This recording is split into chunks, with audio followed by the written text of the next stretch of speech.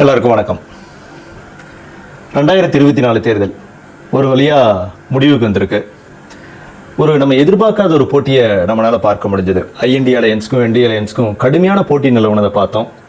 ஒரு வழியாக அது முடிவுக்கு வந்திருக்கு. என்டி அலையன்ஸ் ஆட்சி அமைப்பதற்கான சூழல் ஏற்பட்டிருக்கிறதாகத்தான் நம்ம பார்க்குறோம். இந்த தேர்தலில் நிறைய சுவாரஸ்யமான சம்பவங்கள் நடந்தது. அதில் குறிப்பாக 2 பேர் சிறைக்குள் இருந்தபடியே தேர்தலில் போட்டியிட்டு ஜெயிச்சாங்க. அம்ரித்பால் சிங், அப்புறம் நம்ம ரஷீத், காஷ்மீரை சேர்ந்தவர். இவங்க 2 பேருமே சிறைக்குள்ள இருந்தபடியே தேர்தலில் போட்டிட்டாங்க. அவங்க கேடர் முழுக்க களத்தில் வேகமாக வேலை செஞ்சு பெருவாரியான வாக்கு வித்தியாசத்தில் அவங்க ஜெயிச்சிருக்கிறத நம்ம பார்க்குறோம். இவர் தான் அம்ரித்பால் சிங். வெறும் 31 வயது நிரம்பியவர். இவர் காதூர் சாஹிப் அப்படிங்கிற தொகுதியை சார்ந்தவர். பஞ்சாப் மாநிலம். சுயேட்சையாக போட்டியிட்டு வெற்றி பெற்று இருக்கிறார். அங்கே காலிஸ்தான் இயக்க தீவிரவாத அமைப்புகள் இருக்குது. பஞ்சாபிலிருந்து பிரிவினைவாதத்தை கோரி எங்களுக்கு தனிநாடு வேண்டும், காலிஸ்தான்கிற நாடு வேணும் அப்படின்னு பிரிவினை வரக்கூடிய அமைப்பை தீவிரமாக ஆதரிக்கக்கூடியவர் அம்ரித்பால் சிங். இவர் பஞ்சாபி வாரிசுகள் இயக்கத்தின் தலைவராக இருக்கிறாரு. இவர் மீது பல்வேறு வழக்குகள் இருக்குது. இப்போ தற்போது திப்ருகர் சிறையில் இருக்கிறார். திப்ருகர் சிறை அசாம் மாநிலத்தில் இருக்கு. அந்த சிறைக்குள் இருக்கிறார்.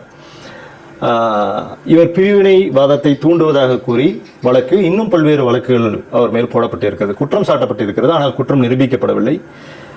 ஒரு நபர் குற்றம் நிரூபிக்கப்பட்டால் 2 ஆண்டு சிறை தண்டனை பெற்றால் அவர்கள் தேர்தலில் நிற்க முடியாதுங்கிற விதி இருக்குது. ஆனால் இவரை பொறுத்தவரையிலும் இல்லை ரஷீத்தை பொறுத்தவரையிலும் அந்த மாதிரி இல்லை.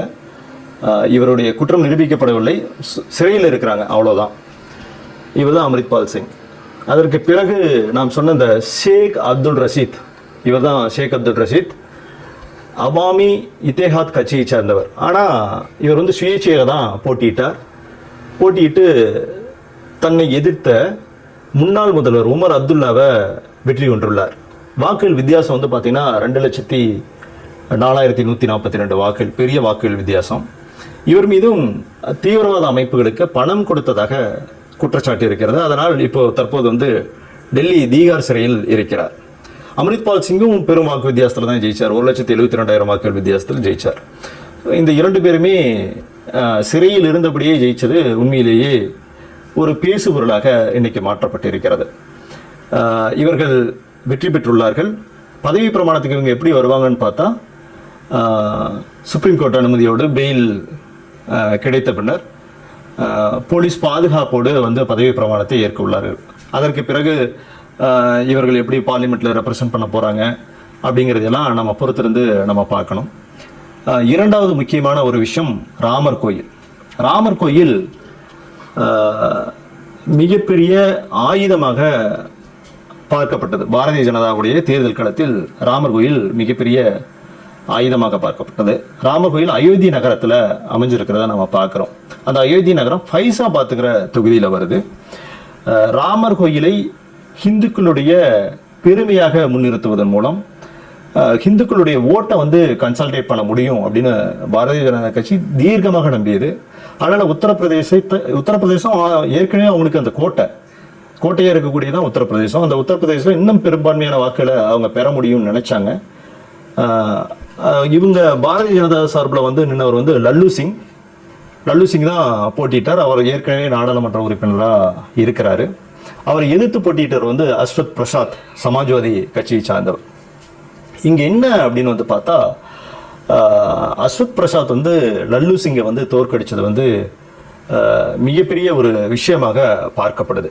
ஏன்னா எதை அவர்கள் முன்னிறுத்தி தேர்தலை சந்தித்தார்களோ அந்த தொகுதியிலேயே அவர்கள் தோல்வியுறும்போது அது மிகப்பெரிய விவாத பொருளாக மாறுறதை நம்ம பார்க்க முடியுது.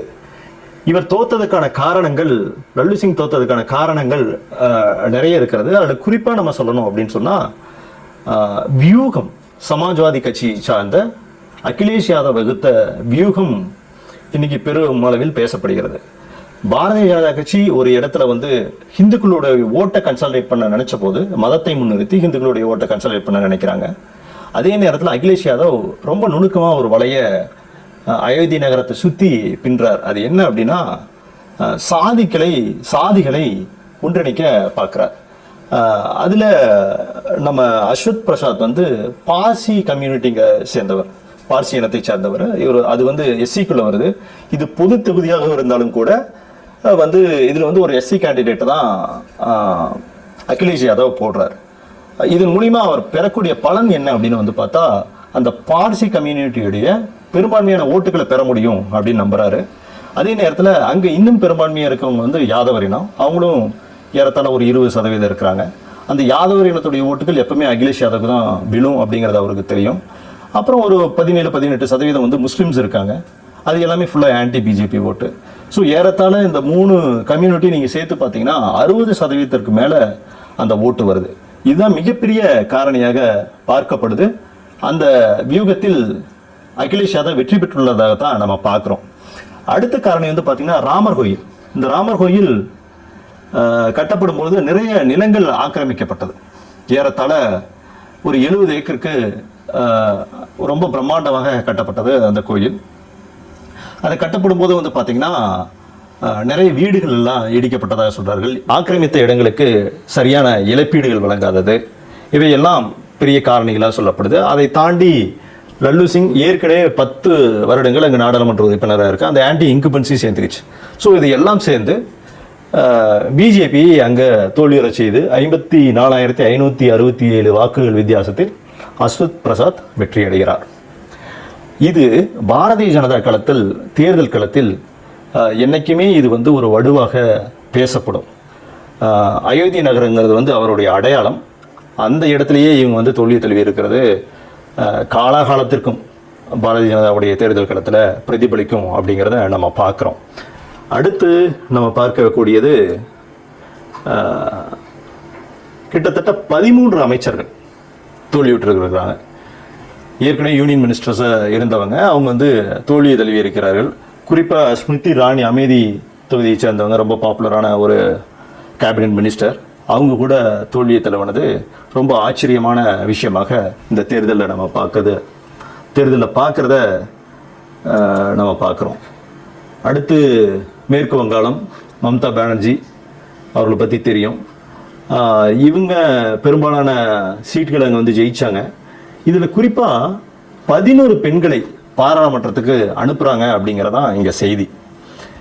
அவர்களுடைய கேண்டிடேட்டில் 11 வேட்பாளர்கள் பாராளுமன்றத்திற்குள் பெண் வேட்பாளர்கள் செல்கிறார்கள்.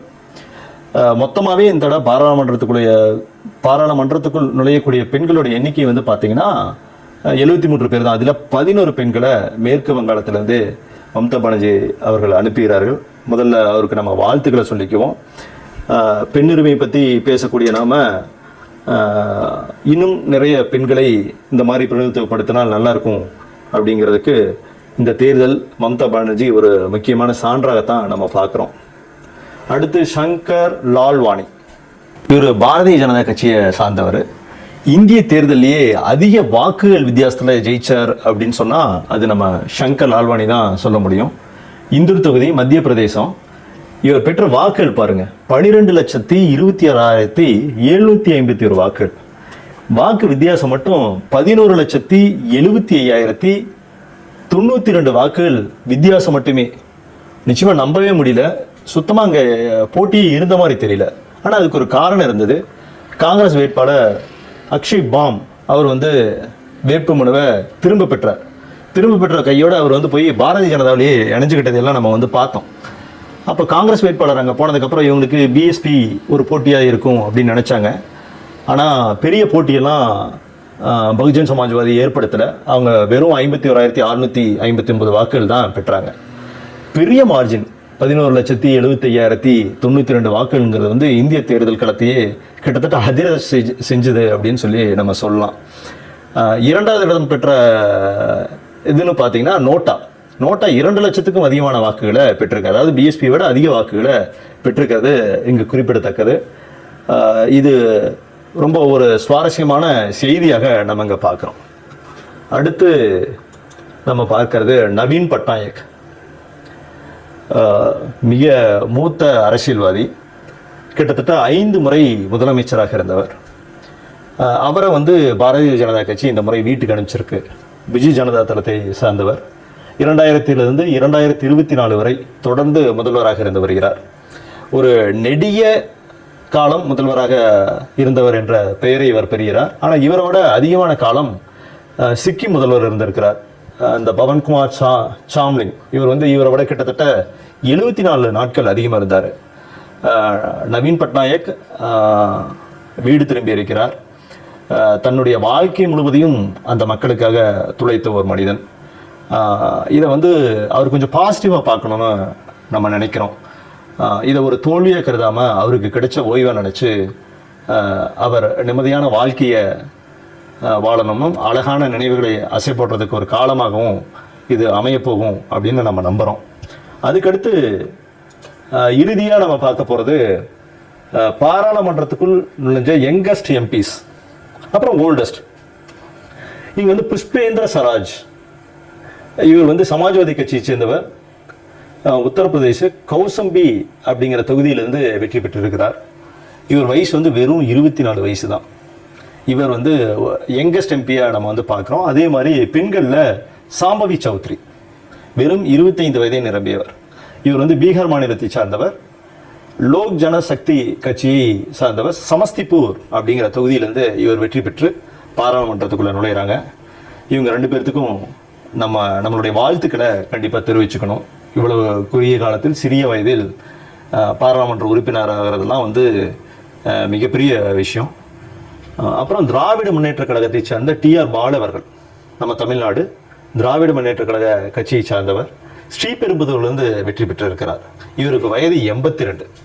இவர் தான் வந்து ஓல்டஸ்ட் எம்பியாக இந்த தேர்தலில் இருக்கிறார். வயதான பாராளுமன்ற உறுப்பினராக கருதப்படுகிறார். இவையெல்லாம் சுவாரஸ்யமான செய்திகள். இன்னும் நிறைய செய்திகள் இருக்குது.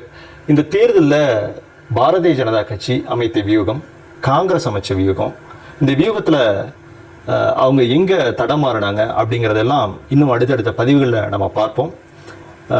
இந்த பதிவு இதோட நிறைவு செஞ்சுக்கலாம். நன்றி.